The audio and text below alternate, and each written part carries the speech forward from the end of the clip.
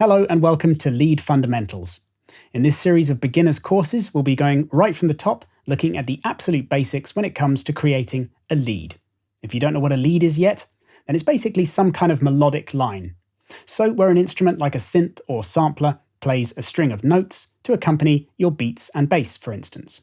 Now there's a ton of different options when it comes to making leads, and they can all make a huge difference to your song. A lead can be one of the hardest things to get right, and it can certainly be a make or break element in a track, for me at least. So it's important to know as many different approaches as possible for making leads, so you can try out lots of different options and then compare and contrast to work out what sounds best. Like I said, we'll be going right from the beginning on this course, focusing on rhythm and pitch, so getting into music theory a fair bit, but also including hacks for people without any musical experience, and exploring different ways of creating leads using samples directly on audio tracks, as well as within sampler instruments on MIDI tracks.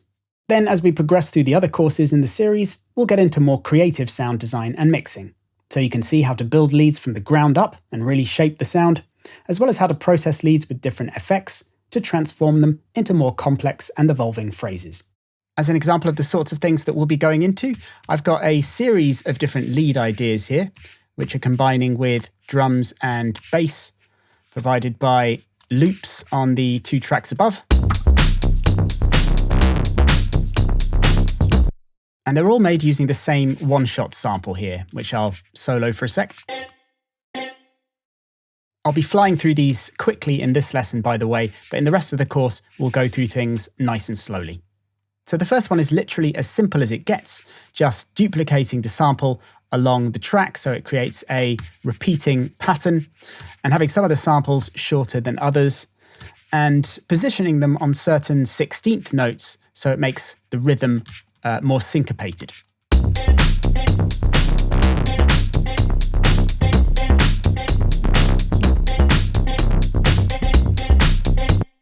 So very basic, but can still be pretty effective.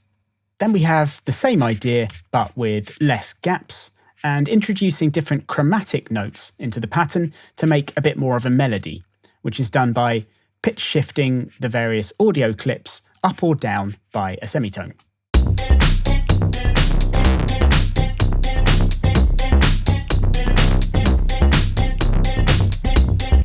Then we have what's known as an arp, or arpeggio, again made by pitch shifting the different samples, but this time into the notes in a minor chord, or triad, which is notes 1, 3, and 5 in the minor scale.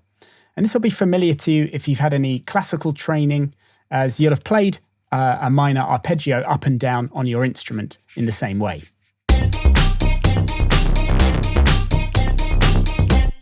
That was a pretty boring rhythm though, and didn't really work in the context of the pretty tough beats and bass. So here's the same notes now, but getting rid of the fourth one in the pattern, which was coming back down to the third. So instead now we have the same minor triad with notes 1, 3, and 5, but just having those three repeating over and over in a sort of continually ascending fashion, which makes a much more interesting pattern, as it's now what's called a cross rhythm, because there are 3 notes rather than 4 in the pattern.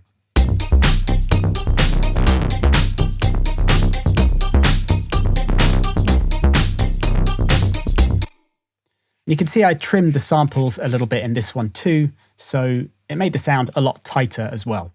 So it's more suitable than the previous one for sure, but there's loads more that you can do with this technique, just using the same notes but changing the rhythm, register, and order to make a bunch of unique and interesting patterns. Now we have a similar idea, but rather than choosing the notes in a specific chord, we can pick different ones in the scale, as well as accidental notes outside of the scale to create a simple repeating motif. In this case, I've gone for a minor third above again, but I'm alternating it with a chromatic note a semitone below the tonic, as it creates an edgy sound.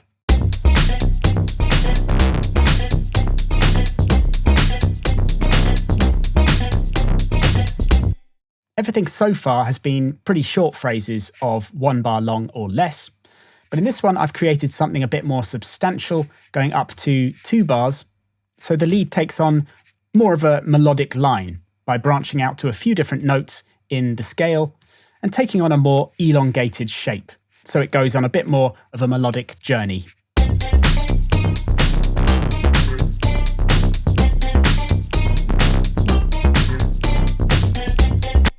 I think these kinds of ideas can be hardest to come up with, particularly when making harder styles, as their melodic nature starts to push them into increasingly classical kind of territory, which can be a difficult fit with pounding beats that generally crave simplicity, at least in terms of pitch and harmony.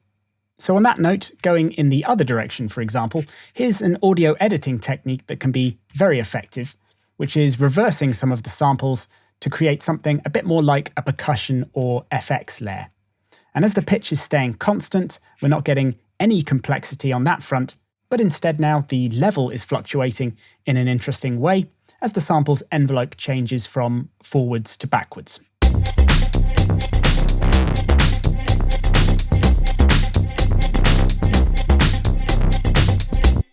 So many options for leads so far that rely on very little skill or experience in terms of software knowledge.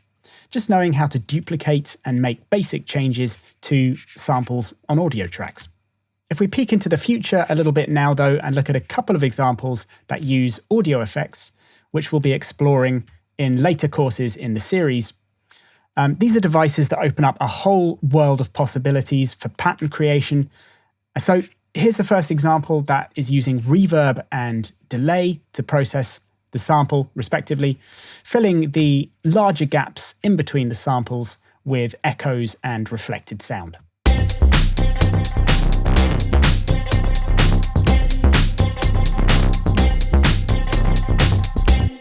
And then one that uses a filter to turn a pretty frantic succession of samples into a way more interesting and varied pattern.